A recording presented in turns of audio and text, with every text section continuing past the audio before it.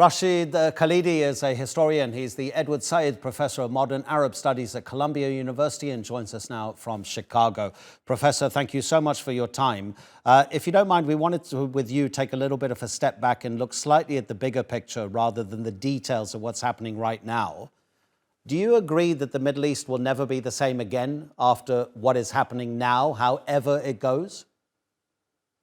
Yes, I think that we are about to see some very major changes, not just in Palestine, not just in Israel, but also, I think, perhaps in the Arab world. This was a paradigm shift, what started last Saturday with the attack from Gaza on Israel. And I think that we're going to see further significant changes. It's impossible to say until the fighting is over how big they will be. Emotions are so high right now, it's almost impossible, certainly with the belligerents or people who are directly involved and affected by the fighting, for them to even look forward towards any possible peaceful resolution.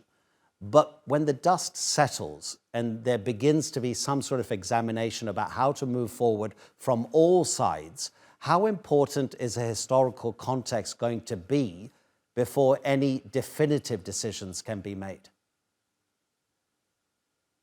Well, if there is a continuation on the part of the United States, the West, and Israel of a refusal to recognize that the expulsion of 750,000 Palestinians in 1948 started this, then we will get nowhere. The 2.2 million people in Gaza are mostly the refugees driven out of southern parts of what is today Israel as part of the ethnic cleansing of the Nakba of 1948. They have been cooped up in the Gaza Strip ever since, under siege for 17 years. If those root causes are not addressed, we are going to see continuation of violence on this scale, or heaven forbid, on an even more severe scale. So there's going to have to be a serious attempt to address occupation, settlement, by which I mean continuation of Israeli settlement activities all over the West Bank and occupied Arab East Jerusalem. The imprisonment of the people of Gaza for 17 years. If you don't address those issues, you don't end those problems, occupation, settlement, self-determination for the Palestinians, you're putting Band-Aids on a wound that is going to be bleeding for many, many years, unfortunately. Do you see the current Israeli administration as being able to deliver on some of those historical, I don't know exactly whether to say mistakes or historical misunderstandings between Israelis and Palestinians, Benjamin Netanyahu's right-wing coalition? I have not seen any Israeli government willing to go to the root of these issues. Palestinian refugees are not just cattle to be penned up in the Gaza Strip or in refugee camps. They have property, they have homes or had homes, they have a right to return. The occupation that's been going on for 56 years and it has turned into an annexation has to be addressed. And Israeli governments, I was involved in the negotiations in Washington after the Madrid Peace Conference. There was no willingness on the part of that Israeli government or subsequent ones to end the occupation, to allow Palestinian self-determination, to roll back the settlements. And if you don't do those things, you are doing nothing. You are just having a process which doesn't lead to peace, which is what the United States has basically championed for the last several decades. Do you believe Israel can succeed in its aim of destroying Hamas completely, which it says it wants to do in this current operation? Isn't Hamas more than just a political party? Isn't it almost a philosophy? Well, it certainly is more than a military wing. Its military wing is what launched this attack on Saturday. It is a political party. It has a cultural, it has a religious aspect, and it has very deep roots. It doesn't represent all Palestinians by any means, but it has it is a well-entrenched political and military entity, and uprooting it, as the Israelis talk about doing, may lead to the killing of many military commanders, many fighters, but it will not lead to the uprooting of Hamas as a party or as an idea, and that is impossible. And it will lead to enormous numbers of civilian deaths. We're reaching the 3,000 mark in civilian Palestinian deaths in Gaza. By the end of today, it'll probably be over 3,000. And that's the price at the beginning of a process Israel says is going to uproot Hamas.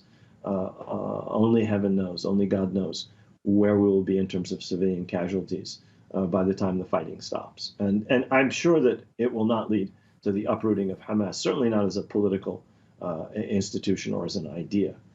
Even if many people are killed and many Hamas militants and leaders are killed. Yeah, you say we're approaching 3,000 dead in Gaza alone, and 24 hours ago, Gazan authorities said they believe there are about 1,000 people under the rubble of the many destroyed buildings there.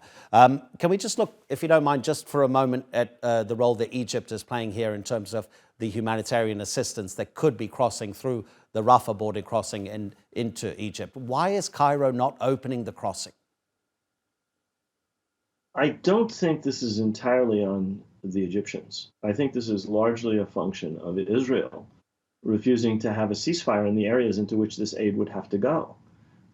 It's a function as well of Egypt's insistence that if people are allowed out of Gaza, they only be foreign nationals and possibly humanitarian cases. Under no circumstances is Egypt going to allow Israel to solve its problems in Gaza by dumping more Palestinian refugees outside of the territory of historic Palestine. No Arab country will go along with aiding Israel in another ethnic cleansing along the lines of the Nakba of 1948. Nor Egypt, nor Jordan, nor any Arab country will be complicit in doing what Israel did in 1948 and what many Israeli leaders have said they wanted to do with Gaza, which is to say, to empty it of all or part of its population. So that position on the part of Egypt is one that actually matches the position of most Palestinians. They saw what happened to the people who were driven out of their homes in 1948. They were never allowed to return. And many people are staying put simply because they remember what happened to their parents and grandparents. So neither do they want to leave, nor do the Arab countries want to help Israel by allowing it to expel even more Palestinians from the territory of historic Palestine. Okay, I thought you were just going to break up on the line there, but it's been recovered. So just finally, Professor, if you don't mind, how significant is it that the Egyptian leadership, as it is right now, and its President Abdel Fattah al-Sisi, they don't, let's just make it plain, they don't like Hamas. They have very different political ideologies. Does that actually make a big difference in a moment like this? Does politics get in the way? You know, it has in the past. It did, I think, in 2014, right after the Sisi coup, which overthrew an elected government in Egypt, and when they were beginning a campaign against the Muslim Brotherhood in Egypt. And they saw Hamas as an extension of the Muslim Brotherhood. But I think it has very much less of a role right now. I think the Egyptian government is eager again to play the role that it's played since 2014 of mediator between Hamas and Israel. It's eager to allow humanitarian aid to enter once Israel allows the conditions for that. They destroyed the Palestinian side of the Rafah crossing point, the Israelis. So people who go in are going to have to go through the rubble created by Israeli bombardment. And I think that Egypt is very eager not to be seen as supporting Israel in this campaign that looks like it may be leading to genocidal actions in terms of destruction of civilian life in Gaza. Professor, thank you so much indeed. Really appreciate your time. That's Professor Rashid Khalidi speaking to us from Chicago in Illinois. All the best. Thank you very much.